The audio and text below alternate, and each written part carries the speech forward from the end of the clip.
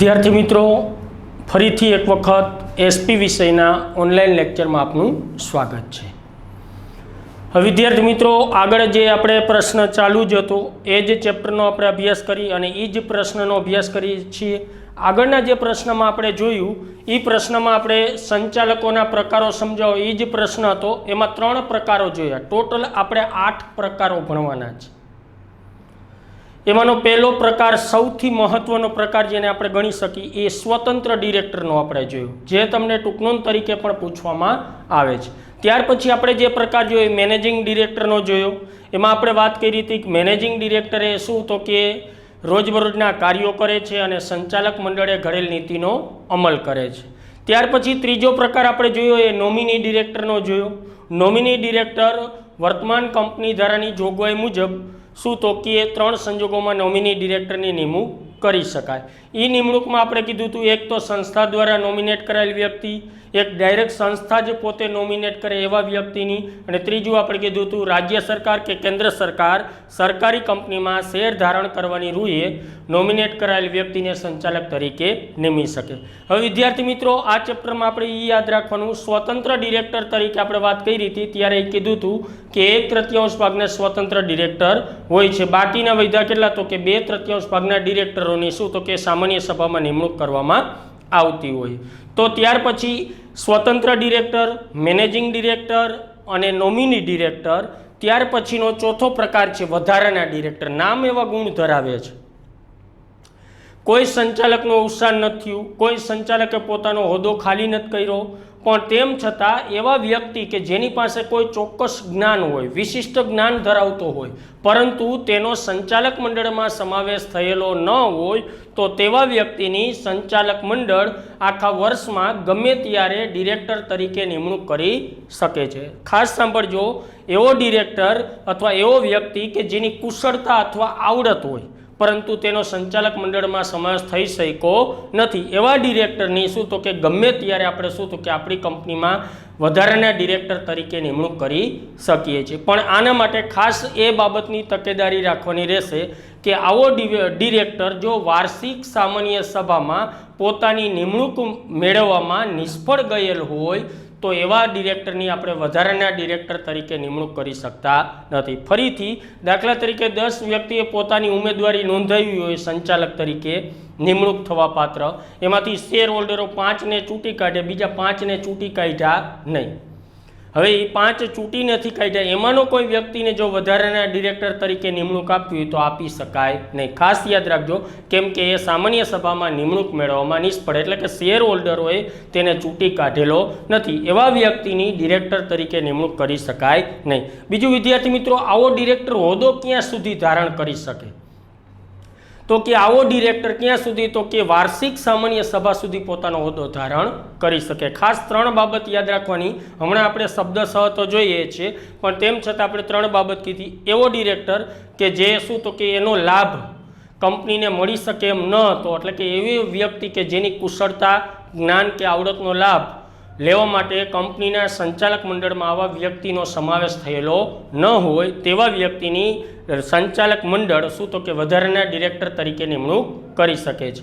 બીજી બાબત આપણે એ કીધી કે આ વધારાનો ડિરેક્ટરની જે વ્યક્તિની નિમણૂક કરવાની છે એવો ડિરેક્ટર સામાન્ય સભામાં નિમણૂક મેળવવામાં નિષ્ફળ ગયેલો હોય તો તેવા વ્યક્તિની ડિરેક્ટર એટલે કે વધારાના ડિરેક્ટર તરીકે નિમણૂક કરી શકાતી નથી। અને ત્રીજી ખાસ મહત્વની બાબત, આવો ડિરેક્ટર કંપનીની વાર્ષિક સામાન્ય સભા સુધી પોતાનો હોદ્દો ધારણ કરી શકે છે। તો જોઈએ, કોઈ પણ નિષ્ણાંત વ્યક્તિ, સાંભળજો, વધારાના ડિરેક્ટર તરીકે ક્યારે નિમણૂક કરવી પડે? આમાં જો કોઈ વ્યક્તિ એટલે કે કોઈ સંચાલક હોદ્દો છોડેલો નથી, કોઈ સંચાલકના હોદ્દાનો અંત આવેલો નથી, કોઈ સંચાલકને હોદ્દો મુદત પૂરી થાય એ પહેલાં છૂટો કરેલો નથી, પણ તેમ છતાં કેવો તો કે કોઈ પણ નિષ્ણાંત વ્યક્તિ, એવો નિષ્ણાંત, કુશળતા કે આવડત ધરાવતો વ્યક્તિ હોય જેનો સંચાલક મંડળમાં સમાવેશ ન થયો હોય, એટલે કે જે આપણે સંચાલક મંડળની રચના થઈ એમાં એનો સમાવેશ થયેલો નથી, પોતે છે શું તો કે નિષ્ણાંત વ્યક્તિ, અને એનો લાભ કેમાં તો કે સંચાલકોને મળી શકે એમ છે, અને એનો અંતિમ લાભ કોને તો કે કંપનીને પણ મળી શકે એમ છે। એટલે કે એવો નિષ્ણાંત વ્યક્તિ કે જેનો સંચાલક મંડળમાં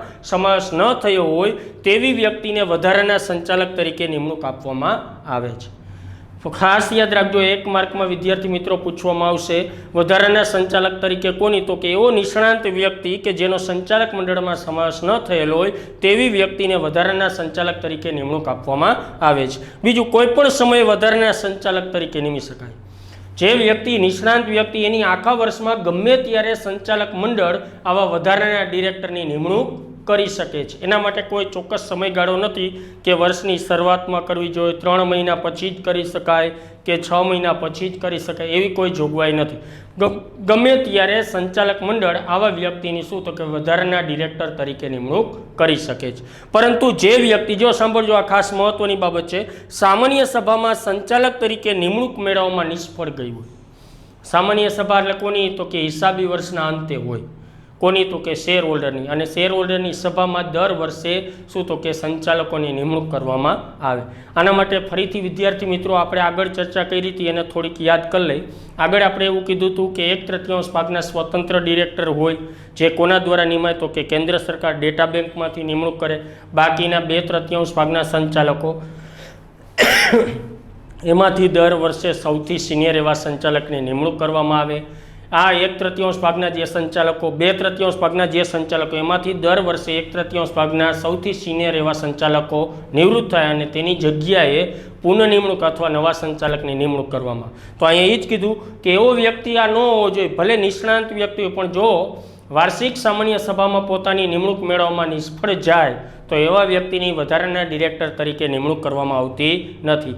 ફરીથી પહેલો મુદ્દો કીધો કે જે એવો કોઈ વ્યક્તિ કે નિષ્ણાંત વ્યક્તિ કે જેનો સંચાલક મંડળમાં સમાવેશ થયેલો ન હોય તો તેવા વ્યક્તિની શેમાં, તો કે વધારાના ડિરેક્ટર તરીકે નિમણૂક કરી શકાય.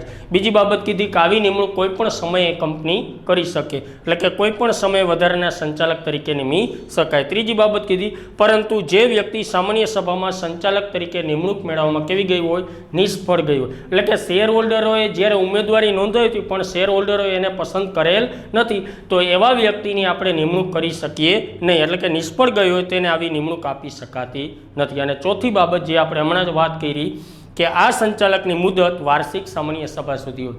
ખાસ યાદ રાખજો, 1 માર્કમાં કેટલી વખત પૂછે કે વધારાના ડિરેક્ટરની મુદત ક્યારે પૂરી થાય, તો આ ડિરેક્ટર ગમે ત્યારે આખા વર્ષમાં નિમેલ હોય એની મુદત ક્યારે, વાર્ષિક સામાન્ય સભા સુધી પૂરી થાય. વાર્ષિક સામાન્ય સભામાં પૂરી થઈ જાય. હવે વાર્ષિક સામાન્ય સભામાં તો જો હવે એ વ્યક્તિનો આપણે કાયમી સમાવેશ કરવો હોય, જેની અત્યાર લગીને આપણે કેવી તો કે વધારાના ડિરેક્ટર તરીકે નિમણૂક કરેલી હતી, તો એવા ડિરેક્ટરની શું તો કે ઉમેદવારી નોંધાવવામાં આવે અને ખરેખર વધારાના નહીં, કાયદેસર ડિરેક્ટર તરીકે શું તો કે સંચાલક મંડળમાં એની નિમણૂક કરવામાં આવતી. તો આપણે કહેવાનું કે આ સંચાલકની મુદત વાર્ષિક સામાન્ય સભા સુધી હોય જ. ત્યાર પછી વિદ્યાર્થી મિત્રો બીજો પ્રકાર એટલે કે 5મો પ્રકાર ટોટલ વૈકલ્પિક ડિરેક્ટર. નામ એવા ગુણ ધરાવે છે. અગાઉ જે આપણે વાત કરી એમાં પણ એ જ વાત હતી, વધારાના ડિરેક્ટર. વધારાના ડિરેક્ટરને આપણે 4 મુદ્દા કીધા. પહેલો મુદ્દો એવો કીધો હતો કે એવો જ કોઈ વ્યક્તિ જે નિષ્ણાંત હોય કે જેનો સંચાલક મંડળમાં સમાવેશ ન થયેલો હોય તેવો વ્યક્તિને વધારાના ડિરેક્ટર તરીકે નિમણૂક આપી શકાય. બીજી બાબત આપણે કીધી કે આવી નિમણૂક કોઈ પણ સમયે કંપની કરી શકે છે. ત્રીજી બાબત આપણે કીધી કે આવો વ્યક્તિ જો વાર્ષિક સામાન્ય સભામાં એટલે કે શેર હોલ્ડરની વાર્ષિક સામાન્ય સભામાં નિમણૂક મેળવવામાં નિષ્ફળ ગઈ હોય તો તેની નિમણૂક કરી શકાતી નથી. અને ચોથી બાબત કીધી કે આ સંચાલકના હોદ્દાની મુદત વાર્ષિક સામાન્ય સભા પૂરી થાય છે. એટલે જ્યારે દર વર્ષે વાર્ષિક સામાન્ય સભા આવે ત્યારે તેનો હોદ્દો પૂરો થાય. પછી જો એ નિષ્ણાંત વ્યક્તિની આપણે જરૂરિયાત હોય તો આપણે કાયમી શેર હોલ્ડરો દ્વારા જેની શું કરી શકીએ, નિમણૂક કરી શકીએ. હવે વૈકલ્પિક ડિરેક્ટર, એમાં પણ નામ એવા ગુણ ધરાવે છે. વૈકલ્પ આપણે વૈકલ્પિક વ્યવસ્થા કરી, વિકલ્પ, એના બદલે એકના બદલે બીજું હોય તો આપણે તરત કહીએ વિકલ્પ છે. 4 વિકલ્પ આપણે બોર્ડમાં આવે તરત આપણે વિકલ્પ હોય એટલે તો આપણે ખબર પડી જાય કે આમાંથી મોટે ભાગે પ્રશ્ન કરતાં વિકલ્પમાં મોટે ભાગે સરળતા રહીએ, કેમ કે 4માંથી એક જવાબ છે જે આપણી સામે. તો અહીંયા પણ વૈકલ્પિક ડિરેક્ટરની નિમણૂક કરવામાં. એક વ્યક્તિ જો હાજર ન હોય તો એની જગ્યાએ બીજા વ્યક્તિ કામ કરે તો એને સામાન્ય આ બાબત આપણે સમજી શકી કે એક વ્યક્તિ ન હાજર હોય ડિરેક્ટર તો એની જગ્યાએ બીજો વ્યક્તિ એનું કામ સંભાળે, એને આપણે વૈકલ્પિક ડિરેક્ટર કહેતા હોય. અને ખરેખર એનો સૈદ્ધાંતિક આપણે સમજૂતી જોઈએ તો તમને ખબર પડશે. એવી જ બાબત છે કે જો કોઈ વ્યક્તિ 3 માસ કે તેથી વધુ સમય માટે ભારત બહાર ગયેલી હોય, હવે 3 માસ કે વધુ સમય માટે ભારત બહાર જાય તો સમજી શકાય કે દરેક ડિરેક્ટરને આપણે વાત કરી હતી, દરેક ડિરેક્ટરને પોતાનું ખાતું સંભાળવાનું હોય.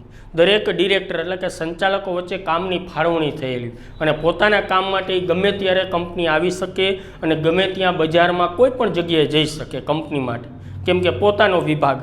હવે આપણે એ પણ વાત કરી હતી કે એટલે તો આપણે મેનેજિંગ ડિરેક્ટરની જરૂરિયાત પડી હતી, કેમ કે સંચાલકો કંપનીના રોજબરોજના કાર્યો સંભાળતા નથી. કોણ સંભાળે? તો કે રોજબરોજના કાર્યોનો અમલ અને સંચાલકે ઘડેલ નીતિનો અમલ કોણે કરવાનો હતો? કે મેનેજિંગ ડિરેક્ટરે કરવાનો. એટલે કહેવાનું હતું કે કોઈ પણ સંચાલક 3 માસ કે તેથી વધુ સમય માટે જો ભારત બહાર રહેવાની હોય તો આપણે સમજી શકીએ કે આ 3 માસ માટે કંપનીનું એના વિભાગનું કામ છે એ કોકે કરવું પડે.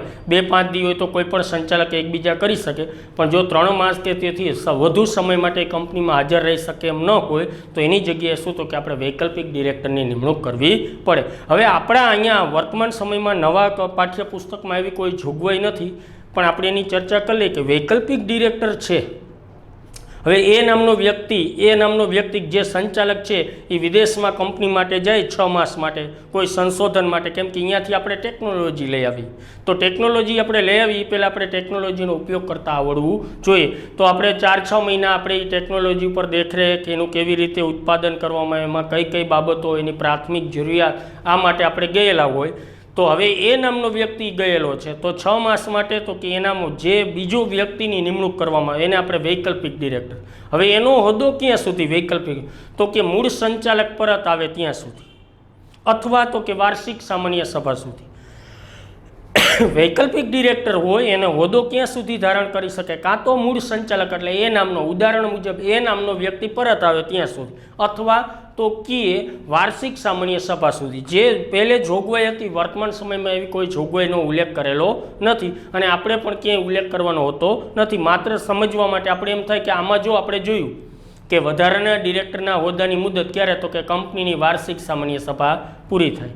3 મહિના બાકી હોય ને આપણે નિમણૂક કરી તોય પૂરી થઈ જાય, 6 મહિના બાકી નિમણૂક કરેલી તો પણ પૂરી થઈ જાય, 9 મહિના પહેલાં નિમણૂક કરેલી તો 9 માસ પૂરા થાય, વાર્ષિક સામાન્ય સભા આવે એટલે એના હોદ્દાની મુદત પૂરી. તો અહીંયા પણ આપણે જોઈએ વૈકલ્પિક ડિરેક્ટર, પણ આટલું મગજમાં રાખવાનું, જ્યારે કોઈ મૂળ સંચાલક હાજર ન હોય એની જગ્યાએ આ નિમણૂક થતી હોય તો જ એને આપણે શું તો કે વૈકલ્પિક ડિરેક્ટર તરીકે ઓળખી શકીએ. તો જ્યારે કોઈ સંચાલક જો કીધું 3 માસ કે તેથી વધુ સમય માટે, હમણાં આપણે વાત કરી થોડો ઘણો સમય 2-5 દિવસ હોય તો આપણે એકબીજા કામ સંભાળી શકે, પણ 3 માસ કે તેથી વધુ સમય માટે ભારત બહાર રહેવાની હોય તો તેના બદલે જે સંચાલકની નિમણૂક કરવામાં આવે છે તેને વૈકલ્પિક ડિરેક્ટર કહે છે.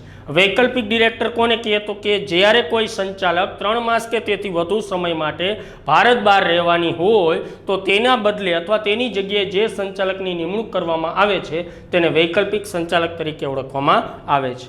હવે જો એના માટેની જોગવાઈ તો કે કાં તો કંપનીના નિયમન પત્રમાં જોગવાઈ હોવી જોઈએ, અને જો નિયમન પત્રમાં એની કોઈ જોગવાઈ કરેલી ન હોય તો કંપનીની સભામાં ઠરાવ પણ પસાર કરી શકાય. તો જો આ નિમણૂક માટે નિયમન પત્રમાં અથવા કંપનીની સામાન્ય સભામાં ઠરાવ પસાર કરીને નિમણૂક કરી શકાય. આ પ્રકારની એટલે કે વૈકલ્પિક ડિરેક્ટરની નિમણૂક કાં તો કંપનીના નિયમન પત્રમાં જોગવાઈ હોય તો એને આધીન રહીને નિમણૂક કરી શકાય, અથવા કંપનીની સામાન્ય સભા એટલે કોની? તો કે શેર હોલ્ડરની. આમાંય તમને ખબર, શેર હોલ્ડરની વાર્ષિક સામાન્ય સભા હોય ત્યારે જ ચર્ચા થાય કે આ વ્યક્તિ 3 માસ કે તેથી વધુ સમય માટે ભારત બહાર રહેવાની હોય, કંપનીના કામકાજ માટે જ જવાની હોય એવું પણ બને, ક્યારેક અંગત કામકાજ માટે પણ જવાની હોય એવું પણ બને, તો એની બદલે આપણે કયા સંચાલકની નિમણૂક કરવી અને એને શું તો કે વૈકલ્પિક ડિરેક્ટર તરીકે ઓળખવામાં આવે છે. તો ફરીથી પહેલી બાબત આપણે કીધી વૈકલ્પિક ડિરેક્ટર એટલે શું? તો કે જે સંચાલક, જ્યારે કોઈ સંચાલક 3 માસ કે તેથી વધુ સમય માટે ભારત બહાર રહેવાની હોય ત્યારે તેના બદલે અથવા તેની જગ્યાએ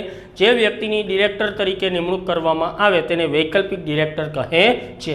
આવી નિમણૂકોને આધારે તો કે કંપનીના નિયમન પત્રને આધીન રહીને અથવા કંપનીની સામાન્ય સભામાં ઠરાવ પસાર કરીને કરી શકાય છે. ત્રીજી બાબત, કંપની ધારા પ્રમાણે સ્વતંત્ર સંચાલકની જગ્યાએ વૈકલ્પિક સંચાલકની નિમણૂક ત્યારે જ કરી શકાય. સાંભળજો, હવે પ્રશ્ન એ થાય કે સાહેબ સંચાલકો તો ગમે એટલા હોય, જેટલા હોય એટલા, એની સંખ્યા આપણે કીધું કે વધુમાં વધુ 15 હોય, એની આપણે આગળ ચર્ચા કરી, પણ એમાંથી તમને ખબર 1/3 ભાગના સ્વતંત્ર ડિરેક્ટર હોય. સ્વતંત્ર ડિરેક્ટર હોય તો એ તમને ખબર કેન્દ્ર સરકારની ડેટા બેંકમાંથી નિમાય. એનો મિનિંગ કે એની નિમણૂક કોની, તો કે કેન્દ્ર સરકાર. હવે એ સ્વતંત્ર ડિરેક્ટર છે, એ પણ જો ધંધાના કામકાજ કે પોતાના અંગત કામકાજ માટે 3 માસ કે તેથી વધુ સમય માટે ભારત બહાર જવાની હોય તો એના બદલે નિમણૂક કરી શકાય કે નહીં, તો કરી શકાય. પણ એના માટે વૈકલ્પિક ડિરેક્ટર ત્યારે જ નિમી શકાય એ સ્વતંત્ર ડિરેક્ટરની જે જોગવાઈ છે એનું પાલન કરતો હોવો જોઈએ. દાખલા તરીકે 1/3 ભાગના સ્વતંત્ર ડિરેક્ટર, એમાંથી કોઈ સંચાલક અથવા ડિરેક્ટર ભારત બહાર 3 માસ કે તેથી વધુ સમય માટે, તો એના બદલે આપણે નિમણૂક તો કરવી જ પડશે ડિરેક્ટરની. એને ડિરેક્ટર કેવો કહેવાય, તો કે વૈકલ્પિક ડિરેક્ટર. બીજો પાર્ટ આપણે જોઈએ, આ તો 1/3 ભાગના, બીજો આપણે જોયું 2/3 ભાગના. હવે 2/3 ભાગના જે ડિરેક્ટરો, એમાંથી કોઈ ડિરેક્ટર ભારત બહાર જાય તો કાંઈ વાંધો નથી, તો આ જોગવાઈ પૂરી થઈ ગઈ. પણ જો સ્વતંત્ર ડિરેક્ટર ભારત બહાર 3 માસ કે તેથી વધુ સમય માટે રહેવાનું હોય તો એના માટે આ જોગવાઈ છે કે કંપની ધારા પ્રમાણે જો સ્વતંત્ર સંચાલકની જગ્યાએ, એટલે કે જો સ્વતંત્ર સંચાલક ભારત બહાર 3 માસ કે તેથી વધુ સમય માટે હોય તો જગ્યાએ વૈકલ્પિક સંચાલકની નિમણૂક ત્યારે જ કરી શકાય જો તે સ્વતંત્ર ડિરેક્ટર તરીકે નિમણૂક થવાને પાત્ર હોય. એનો મિનિંગ આપણે પહેલો જ પ્રકાર જોઈએ, સ્વતંત્ર ડિરેક્ટર, એની નિમણૂક માટે ઘણી બધી જોગવાઈ જોઈએ. એ જોગવાઈનું જો પાલન કરે તો જ સ્વતંત્ર ડિરેક્ટર બની શકે, એવું આપણે ત્યારે કીધું. તો અહીંયા પણ એ છે, જો એ જોગવાઈનું પાલન કરે તો જ એના વૈકલ્પિક ડિરેક્ટર તરીકે નિમણૂક આપી શકાય. 1-2 જોગવાઈ આપણે જોઈએ તો એક આપણે જોયું તો એ કંપની, ગૌણ કંપની કે સહાયક કંપનીનો સ્થાપક ન હોવો જોઈએ, કંપની, ગૌણ કંપની કે સહાયક કંપનીના સંચાલકના સગા ન હોવા જોઈએ, એની સાથે કોઈ આર્થિક વ્યવહાર કરેલો ન હોવો જોઈએ, એની સાથેનો કોઈ પણ અંગત વ્યવહાર ન કરેલો હોય. આવા બધા ચોક્કસ નીતિ નિયમોનું પાલન, એ ગુનાહિત પ્રવૃત્તિમાં ક્યાંય સંડોવાયેલો ન હોય, આવી બધી જો ચોક્કસ જોગવાઈનું પાલન કરે તો જ એને સ્વતંત્ર ડિરેક્ટરની જગ્યાએ આપણે વૈકલ્પિક ડિરેક્ટરની નિમણૂક કરી શકીએ. તો વિદ્યાર્થી મિત્રો ફરીથી જોઈએ, વૈકલ્પિક ડિરેક્ટર માટે 3 જોગવાઈ, એમાં પહેલી 2 જોગવાઈ બાકીના 2/3 ભાગના ડિરેક્ટરો એના માટેની. ત્રીજી જોગવાઈ એ કોના માટેની કે સ્વતંત્ર ડિરેક્ટર, કેટલા, તો કે 1/3 ભાગના, એના માટેની વાત કરેલી છે. તો ફરીથી પહેલી બાબત આપણે કીધું, જ્યારે કોઈ સંચાલક 3 માસ કે તેથી વધુ સમય માટે ભારત બહાર રહેવાની હોય ત્યારે તેની જગ્યાએ જે વ્યક્તિની સંચાલક અથવા ડિરેક્ટર તરીકે નિમણૂક કરવામાં આવે તેને વૈકલ્પિક ડિરેક્ટર કહે છે. બીજી બાબત આપણે કીધું કે આ નિમણૂક માટે શું, તો કે કાં તો નિયમન પત્રમાં જોગવાઈ હોવી જોઈએ અથવા કંપનીની વાર્ષિક સામાન્ય સભામાં ઠરાવ પસાર કરી આવી નિમણૂક કરી શકાય છે. ત્રીજી બાબત આપણે કીધી કે કંપની ધારા પ્રમાણે સ્વતંત્ર સંચાલકની જગ્યા, એટલે સ્વતંત્ર સંચાલક વિદેશમાં ગયો, સ્વતંત્ર સંચાલકની સંખ્યા કેટલી, તો કે 1/3 ભાગની હોય, એમાંથી કોઈ વ્યક્તિ ભારત બહાર ગયા. અહીંયા જો કીધું સ્વતંત્ર સંચાલકની જગ્યાએ વૈકલ્પિક સંચાલકની નિમણૂક ત્યારે જ કરી શકાય જો તે સ્વતંત્ર ડિરેક્ટર તરીકે નિમણૂક થવાને પાત્ર, એટલે કે સ્વતંત્ર ડિરેક્ટર તરીકે નિમણૂક થવાને પાત્ર પોતે હોય, એટલે કે સ્વતંત્ર ડિરેક્ટરની જે જોગવાઈ છે એનું જ પાલન આ વ્યક્તિમાં થતું હોય તો જ એની જગ્યાએ આપણે વૈકલ્પિક ડિરેક્ટર તરીકે નિમણૂક આપી શકીએ. હવે વિદ્યાર્થી મિત્રો, જ્યારે કંપની શેર બહાર પાડે, આપણે જોશું નાના શેર હોલ્ડરો દ્વારા ચૂંટાયેલા સંચ, જ્યારે કંપની શેર બહાર પાડે ત્યારે ચોક્કસ વર્ગ માટે કેટલા ટકા શેર બહાર પાડેલા એનો ઉલ્લેખ વિજ્ઞાપન પત્રમાં કરેલો, જે આપણે પહેલા ચેપ્ટરમાં અભ્યાસ કરશું. છૂટક રોકાણકારો હોય, સંસ્થાકીય રોકાણકારો હોય, વિદેશી રોકાણકારો હોય, કંપનીના કર્મચારીઓ, દરેક માટે અલગ અલગ ટકાવારી શેરની હોય કે આટલા ટકા છૂટક રોકાણકારો માટે, આટલા વિદેશી રોકાણકારો માટે, આટલા ટકા સંસ્થાકીય રોકાણકારો માટે, અલગ અલગ રોકાણકારો માટે અલગ અલગ શું તો કે ટકાવારી ફાળવેલી હોય. અને એ જે ટકાવારી ફાળવેલી હોય એનું શું તો કે દરેકે પાલન કરવું. એ જેટલા ટકાવારી હોય એમાં જ એને અરજી કરવાની. છૂટક રોકાણકાર હોય અથવા નાના રોકાણકાર હોય, કેવા નાના રોકાણકાર, તો કે સામાન્ય રીતે એવી જોગવાઈ છે કે જેના શેરની કિંમત 20,000થી વધુ ન હોય, એટલે કે 20,000 સુધી હોય તો એને નાના રોકાણકાર અથવા છૂટક રોકાણકાર આપણે ગણી શકીએ. તો એવા વ્યક્તિનું પણ કંપનીમાં હિત છે, ધંધામાં હિત છે, કેમ કે એનું પણ મૂડી રોકાણ છે. ભલે પ્રમાણમાં અન્ય રોકાણકારોની પ્રમાણમાં એનું ઓછું છે પણ એનું પણ હિત રહેલું છે. એટલે કહેવાનું હતું કે છૂટક રોકાણકારો જે હોય એનું જે કંપનીમાં હિત છે તો એને પણ એના દ્વારા નિમાયેલા વ્યક્તિને પણ કંપનીના સંચાલક મંડળમાં પ્રતિનિધિત્વ મળવું જોઈએ. કે જેથી કરીને એ છૂટક રોકાણકારોના નાણાકીય હિત જાળવી શકે. કોઈ પણ નિર્ણય લઈએ તો છૂટક રોકાણકાર વતી પણ પોતે નિર્ણય લઈ શકે. પણ નિયમ એવો છે, આપણે જોયું છૂટક રોકાણકાર કોને કહેવાય, તો કે જેની શેરની દાર્શનિક કિંમત 20,000થી વધુ ન હોય અથવા કંપની નક્કી કરે તે. પણ આવા શેર હોલ્ડરની સંખ્યા એટલે કે છૂટક રોકાણકારની અથવા નાના શેર હોલ્ડરની સંખ્યા ઓછામાં ઓછી 1,000 હોય તો જ એના વતી શું તો કે એક ડિરેક્ટરની નિમણૂક કરી શકે. તો જોઈએ નાના શેર હોલ્ડરો દ્વારા ચૂંટાયેલા ડિરેક્ટરો. પહેલો મુદ્દો, કંપની ધારા 2013 પ્રમાણે જો અત્યાર સુધી એટલે કે નવા કંપની ધારામાં જોગવાઈ એવી કે દરેક વર્ગને પ્રતિનિધિત્વ મળે. આપણું ભલે નાના શેર હોલ્ડર આપણે છે પણ આપણું પણ કંપનીમાં હિત છે, ભલે પ્રમાણમાં ઓછું રોકાણ પણ આપણું પણ રોકાણ છે અને આપણું થોડું રોકાણ એ પણ કંપનીના વિકાસમાં શું તો કે ફળદાયી અથવા ભાગીદાર બનતું હોય તો આપણું પણ હિત જળવાય એના માટે આપણું પણ કોઈક પ્રતિનિધિત્વ કરતું હોવું જોઈએ. એટલે નવા કંપની ધારા 2013 પ્રમાણે નોંધાયેલ કંપનીને નિયત કરવામાં આવે તે રીતે, નિયત એટલે નક્કી કરવામાં આવે તે રીતે નાના શેર હોલ્ડરો દ્વારા એક ડિરેક્ટરની નિમણૂક કરી શકે.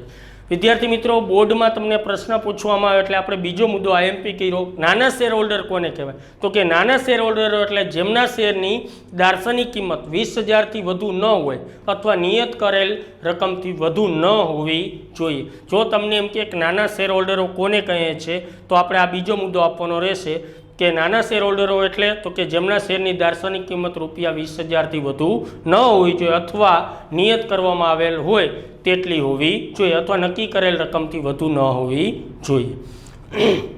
ફરીથી વિદ્યાર્થી મિત્રો, પહેલી બાબત આપણે કીધું ક્યાં તો કે 2013ના કંપની ધારા પ્રમાણે નોંધાયેલ કંપનીને નિયત કરવામાં આવે તે રીતે, નિયત એટલે નક્કી કરવામાં આવે તે રીતે નાના શેર હોલ્ડરો દ્વારા એક ડિરેક્ટરની નિમણૂક કરવામાં આવે છે. હવે નાના શેર હોલ્ડરો કોને કહેવાય તો આપણે જોયું કે નાના શેર હોલ્ડરો એટલે જેના શેરની દાર્શનિક કિંમત ₹20,000થી વધુ ન હોય અથવા કંપની નક્કી કરે તેથી વધુ હોવી જોઈએ નહીં. અને ત્રીજી બાબત, આ જોગવાઈ મુજબ એટલે કે કંપની ધારાની જોગવાઈ મુજબ નાના શેર હોલ્ડરની સંખ્યા જે તે કંપનીમાં ઓછામાં ઓછી કેટલી તો કે 1,000 હોવી જોઈએ. જો નાના શેર હોલ્ડરો ઓછામાં ઓછા 1,000 હોય તો જ એને એક ડિરેક્ટરની નિમણૂક કરવા માટેની પરવાનગી આપવામાં આવે. 300 નાના શેર હોલ્ડરો હોય તો એ ડિરેક્ટરની નિમણૂક કરી શકે નહીં, કેમ કે જોગવાઈ મુજબ નાના શેર હોલ્ડરની સંખ્યા કંપનીમાં કેટલી તો કે ઓછામાં ઓછી 1,000 હોવી જોઈએ. ફરીથી 3 મુદ્દા આપણે કીધા.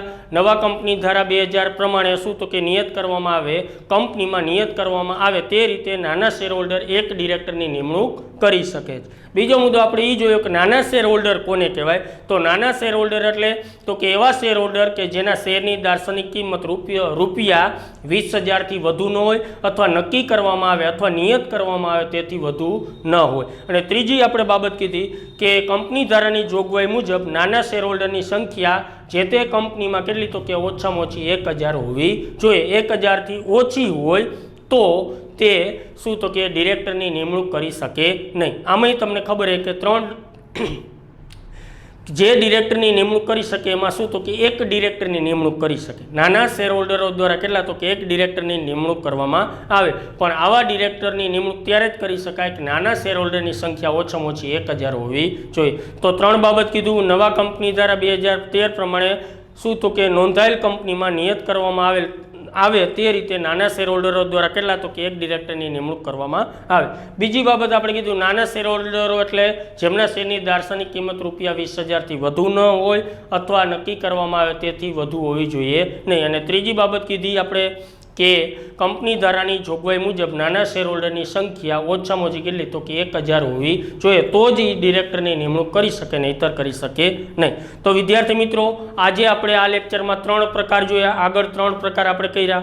હવે પછી 2 પ્રકાર બાકી રહ્યા. ટોટલ સંચાલકોના 8 પ્રકાર છે, જેની આપણે યાદી પણ આગળના વિડીયો લેક્ચરમાં આપણે જોયેલી હતી. તો હવે પછી આપણે જે જોશું એ આપણે બાકીના 2 પ્રકાર બાકી છે એની ચર્ચા કરીશું. પણ એ પહેલાં આપણે જોઈએ તો ફરીથી ટૂંકમાં 3 પ્રકારની છે.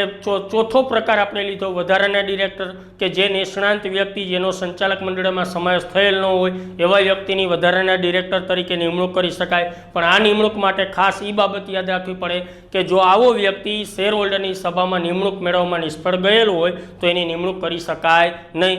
વર્ષમાં ગમે ત્યારે આવા ડિરેક્ટરની નિમણૂક કરી શકીએ. અને ચોથી બાબત કીધું હતું કે આવા ડિરેક્ટરની હોદ્દાની મુદત કંપનીની વાર્ષિક સામાન્ય સભાના દિવસે પૂરી થાય. બીજો પ્રકાર આપણે જોયો વૈકલ્પિક વૈકલ્પિક ડિરેક્ટર એમાં આપણે કીધું કોઈ પણ સંચાલક 3 માસ કે તેથી વધુ સમય માટે ભારત બહાર રહેવાની હોય તો તેના બદલે જે ડિરેક્ટરની નિમણૂક થાય તેને વૈકલ્પિક ડિરેક્ટર તરીકે ઓળખવામાં આવે છે.